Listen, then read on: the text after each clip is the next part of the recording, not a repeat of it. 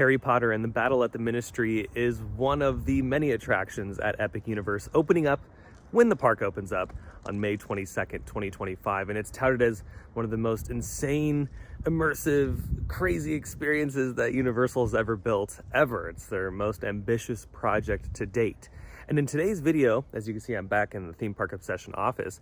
I wanted to talk about some new little tidbits that we got a couple days ago. They released some new concept art images of the queue, and boy, oh boy, those images show quite a bit. So let's talk about that and more in today's video. So how about you and I dive right in. Now, this attraction is located in the Wizarding World, the Ministry of Magic, which is located near the back end of the park, closest to the hotel. Again, this all opens up on May 22nd. And this attraction pretty much marks the third installment of a Wizarding World at Universal Parks. They have one at Islands of Adventure, which is Hogsmeade. They have another one at Universal Studios, which is Diagon Alley. And now we have the Ministry of Magic at Epic Universe, which is going to be just as beautiful, if not even more beautiful than what they've already built in their existing parks.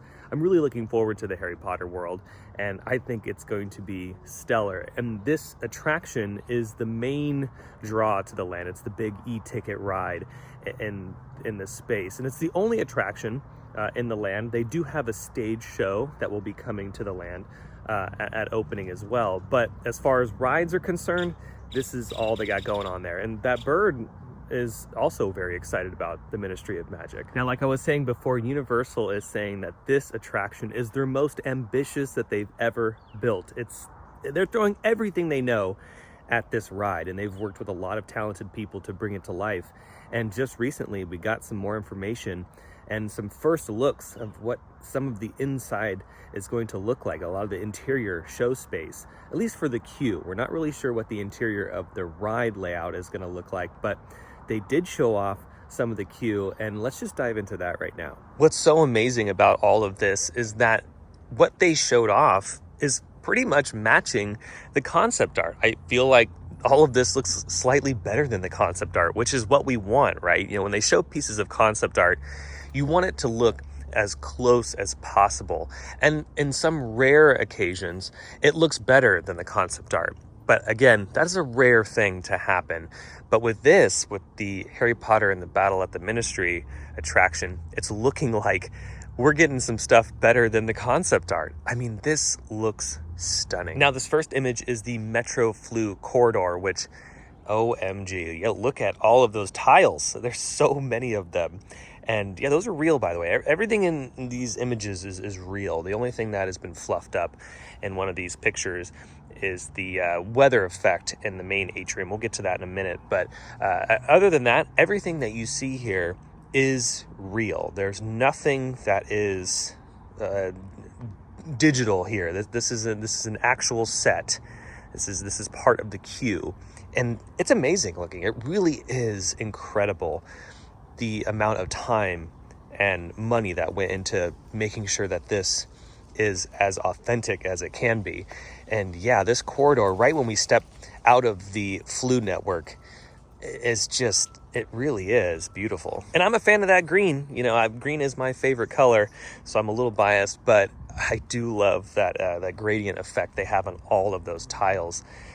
I'm just trying to figure out how tall this is, though. That's the one part that I've been stumped on, is I just don't know how big this is. It looks very grand. So yeah, what are we looking at here? A really impressive entry from where we were just walking from, which was the Flu network. But then once we pass through the main corridor, we're then met with the Atrium, which, wow. I mean, look at this. This is... it's incredible. This is incredible looking. They did such a good job here, and the scale is even more impressive than the previous room. Now, the giant banner in this atrium section is going to have Dolores Umbridge on it, and judging from the videos and stuff that Universal has shown us thus far, that will be an animation very similar to what they've done with the portraits and the newspaper effects that we see in a lot of the other Harry Potter attractions. So I think this is just going to be on a massive scale. And then here's that weather effect that I was talking about a little bit earlier, where I think this is where they had a little fun with Photoshop just a bit for these images. I think in person, this is going to be a mixture of some sort of digital effect and maybe some projection on scrim. And the ministry offices look really good as well. That red, it just pops up against the rest of the coloring in the atrium. It almost gives off like a holiday vibe in here, but yeah, that red is beautiful up against the green. And again, the scale is incredibly impressive. We're looking at probably 60 or 70 feet here, which, wow, that's going to be really cool walking into that section of the queue. And again, remember, this is all queue. We're not even on the attraction yet. It's giving off a lot of Rise of the Resistance vibes, where one of my favorite parts of the Rise of the Resistance queue is when you walk into the Star Destroyer and you're in the hangar, and it's just so massive. And I think in this room, the ceiling might be as tall. Obviously, it's not going to be as wide. Disney did a really great job with the scale at the Star Destroyer scene, but I think with this one in the Harry Potter attraction, we're going to see the same height at least. And then, who knows beyond that point.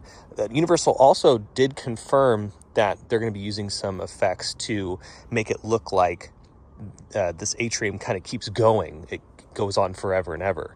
So that's going to be another really cool thing to see in person, to see how all that kind of plays together with, the practical sets that are around us. I think this is also going to feel really similar to Gringotts as well. When you walk into the queue where the bank lobby is at, that is a very impressive part of the queue with those beautiful chandeliers that are just larger than life. I think this atrium is going to give off the same vibe, but on an even grander scale. Another thing I really love about the atrium are these offices themselves. Like, when you look inside the offices, they have set dressing in there. It's not just the facade of the office. It's a full fleshed out thing. So it kind of gives a lot of texture to this room.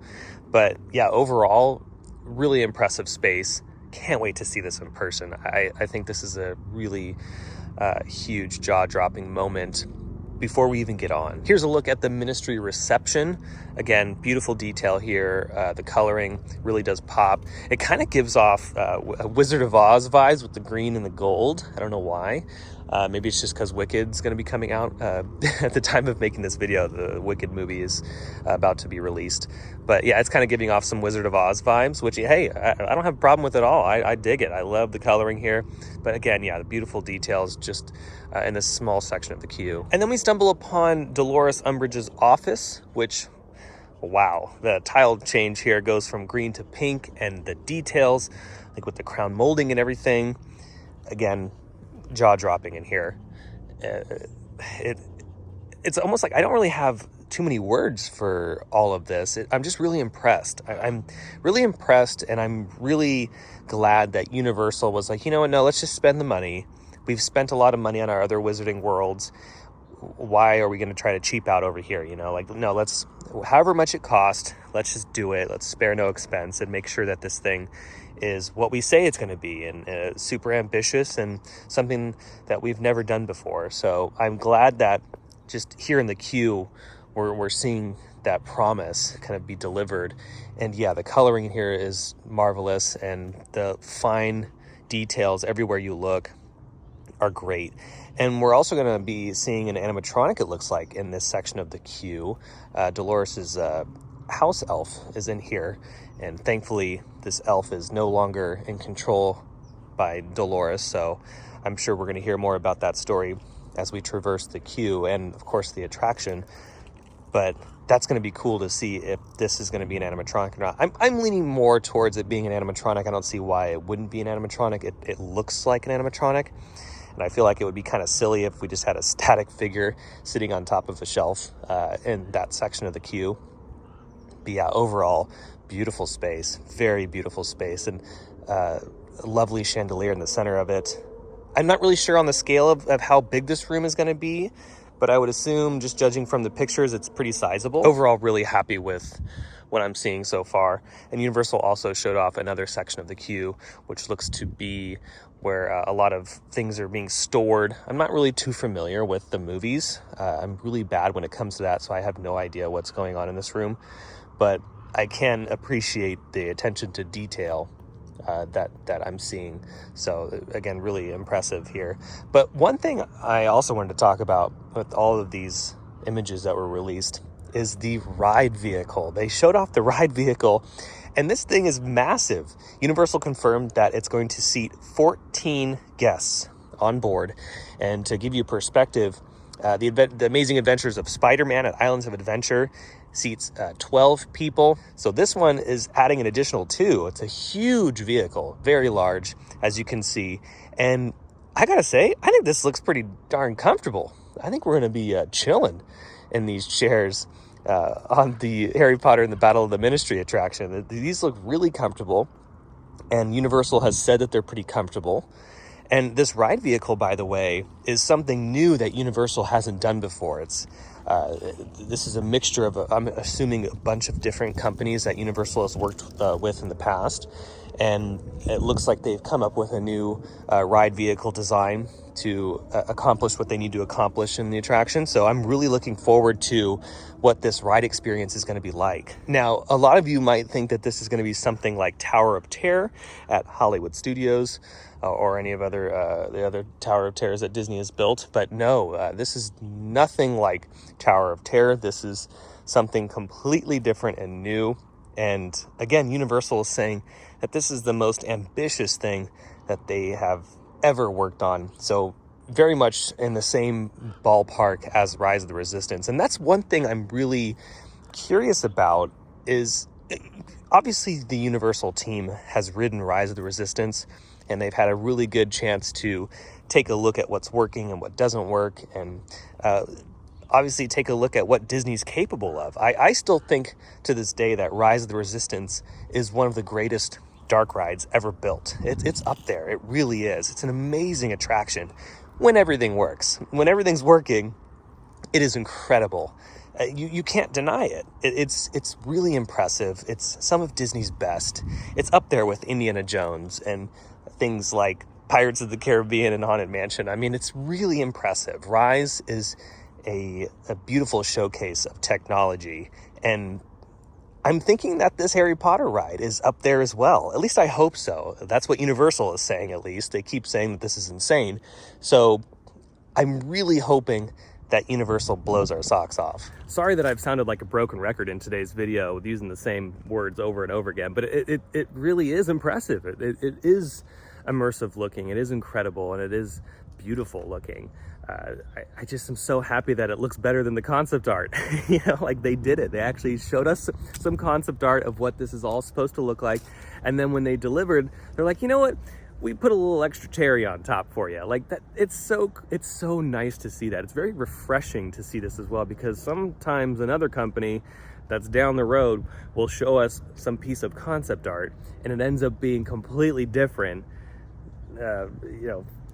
from what we actually get. So it's nice to see Universal really pulling out all the stops for the Wizarding World. And we all kind of knew they were going to do this, right? Yeah, Harry Potter is their bread and butter. Let's not forget who changed the game and forced Disney to really step it up. It was Harry Potter. The Wizarding World changed the theme park industry forever. And it was one of Universal's best moves. And I think Universal knows how to do this properly. They know how much money and time they need to invest into making sure that this is a glorious product. And I think they did it. I think they really pulled it off. Now, I just hope the attraction is efficient. It's great that it seats 14 people. It might be a capacity beast. We might not have to wait 15 hours for it all the time. But my fear is that since it is very technologically advanced, I mean, this is, again, something that Universal hasn't done before on this scale. This is the first time in the company's history that they have pulled off something like this. So I'm worried that because of its technicality, we might see a lot of downtime. But hey, you never know. Universal's been pretty good. And, so is Disney, respectively. I know that new things have issues when they open up, especially when you put guests into the mixture. But yeah, I really hope that Universal can pull this off, because it's not relying on 3D. It's relying on practical effects and animatronics, and I'm sure a bunch of other things, including the ride vehicle. The ride vehicle sounds like this insane thing. So fingers crossed for Universal. I really hope it plays out well, because yeah, it's the land's only attraction, so it would kind of suck to go to the land and then not be able to go on the ride because it's having some major technical problems. But like I said, I think Universal's doing what they can, and I think they have a lot of time to play with it, which is nice. I'm sure they're cycling the attraction right now. I don't think Universal's messing around with this, because there's a lot riding on this.